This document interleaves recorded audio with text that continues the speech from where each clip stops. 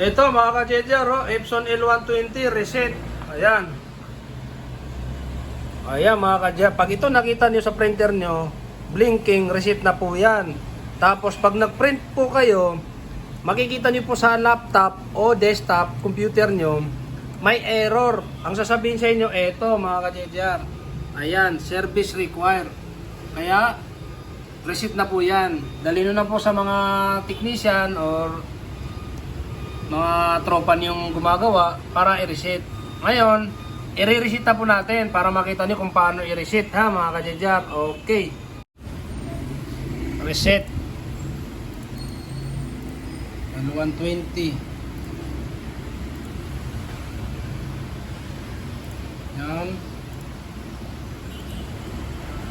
Waste ink pad counter mga ka-JJR. Yan. Ngayon ang gagawin natin, check muna natin kung ilan na yung na-print out. Ayan mga ka-JJR, 100%. Kaya talagang magpapareset na siya. Ngayon gagawin natin, re-reset na natin. Check nyo ulit yung main pad counter, tapos initialize mga ka-JJR.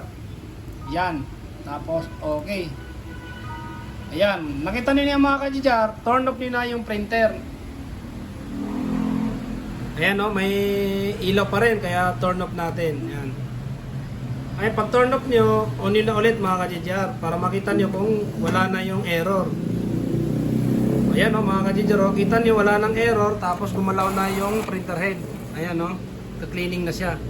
Ibig sabihin, na-detect na niya na back to zero na ulit yung printer. Ayan Tapos, tingnan nyo ulit yung okay na. Yan.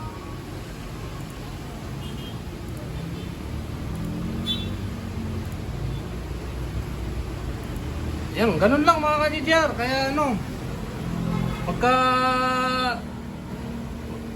magre-reset kayo, ganun lang po. Tayo mo nga mag-print tol.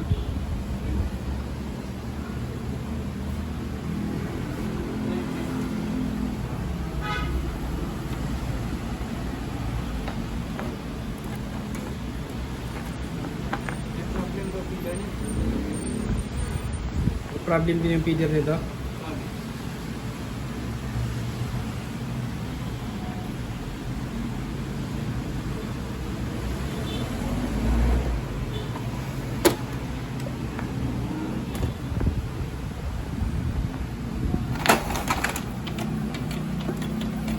Yan na mga ka-JJR, nagpa-print na.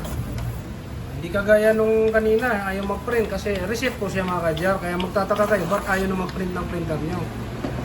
Ayan wala na yung error. Ayun. Sige, hanggang dito na lang mga ka-JJR. Sana nakatulong sa inyo. Maraming salamat.